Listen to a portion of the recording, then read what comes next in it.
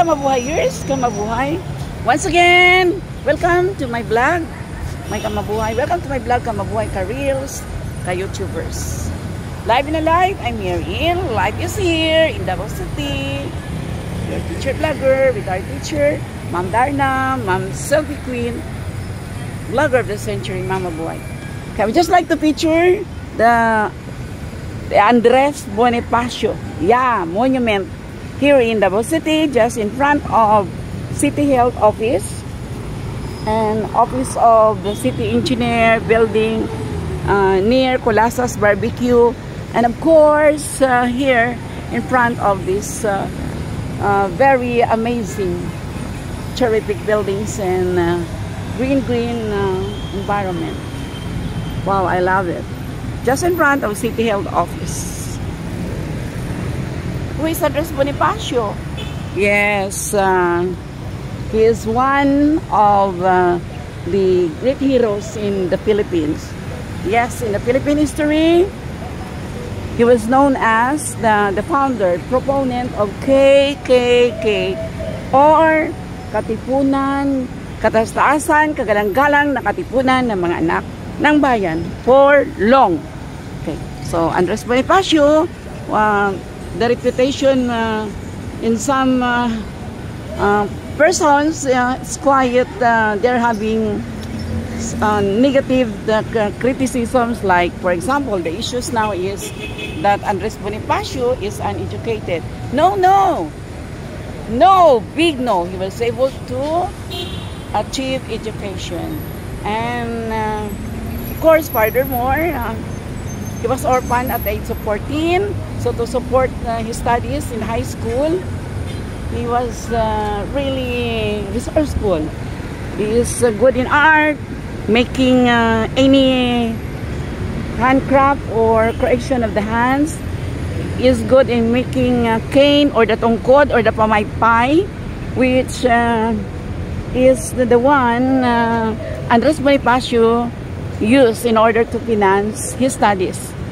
So Andres Bonifacio was born November 30, 1863, and the final day, the last day of his life, April 26, 1892. But in some books that is made, I just do not know what history books, or rather their source, handog ng Kapisan ng Bayan ng Wika sa lungsod ng Davao.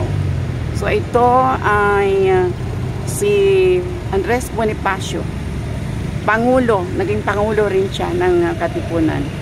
Of course, we have so many memories of Bonifacio, ama ng Katipunan. Contrary to some notions that the Katipunan only erupted on the first 8 provinces who revolted against the Spaniards, no, it was disseminated to the whole Philippines, as far as Luzon, Visayas, and Mindanao. Why? Because the students in Manila, or in these 8 provinces, they have their own province, they have their own house, and every time there is spring break, there is Christmas vacation, so on and so forth, or end of the school year, they're going home to their residence. So they are recruiting, they are making the recruitment there. So the KKK was disseminated to the whole Philippines, not only in the first 8 provinces like Tarlac, Nueva Ecija, Bulacan, Laguna, as far as Manila, Nueva Ecija, and those Pampanga, Bulacan. No. It was already being given a new studies or new knowledge about that.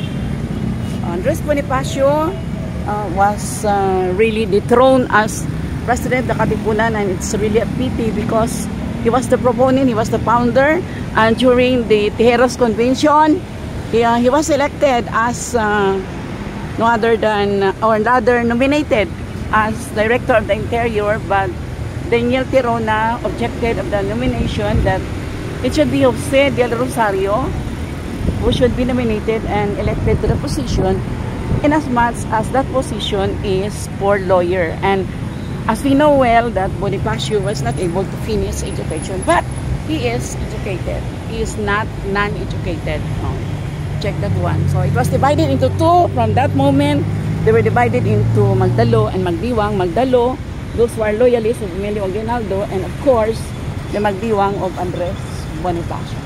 So this is my picture today of Andres Bonifacio, the latest updates in history.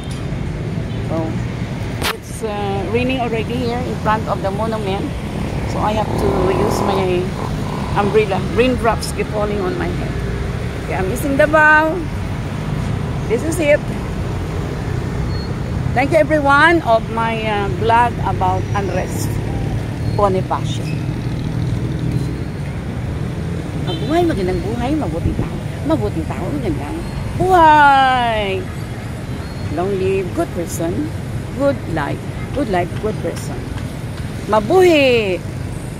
Live and alive here in Andres Bonifacio Monument, Davao City. Life is here. I am your teacher vlogger, teacher being Erlinda Being Basilio Rindon.